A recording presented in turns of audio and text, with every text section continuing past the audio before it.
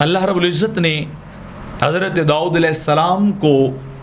پیغام بھیجا کہ اے میرے داؤد وحی آئی کہ اہل دنیا تک یہ میرا پیغام پہنچا دو، دنیا میں بسنے والوں کو اپنے خدا کا پیغام دو کہ رب کائنات فرما رہا ہے کہ جو مجھے دوست بناتا ہے نا، میں اس سے دوست بناتا ہوں، جو مجھ سے دوستی کرتا ہے تو میں خدا اس سے دوستی کرتا ہوں، اور جو مجھ سے محبت کرتا ہے میں خدا اس بندے سے محبت کرتا ہوں، میں اس بندے سے بڑا پیار کرتا ہوں جو بندہ میرے ساتھ محبت اور دوستی کرتا ہے، اور جو شخص میرا ہم نشین بننا چاہتا ہے،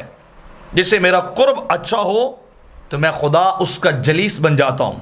اس کا ہم نشین بن جاتا ہوں، اس کے پاس رہتا ہوں، اور جو میرا ذکر پسند کرتا ہے،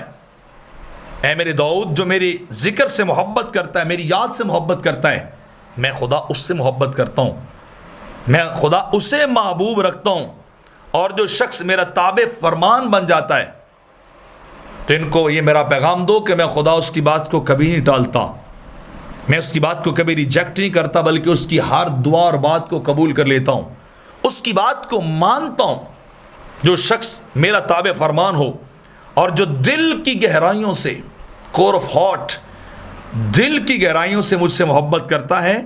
میں اس شخص بندے کو اپنا محبوب بناتا ہوں، اور ایسی بے مثال محبت اس سے کرتا ہوں کہ کبھی اتنا پیار اور محبت اس سے کسی نے کیا ہی نہیں ہوگا۔ یعنی جس طرح کی محبت کا اظہار بندہ اپنے خدا سے کرتا ہے، جس طرح کے انسان جذبات کا اظہار اپنے خدا سے کرتا ہے، خدا اس سے بڑھ کر کئی گنا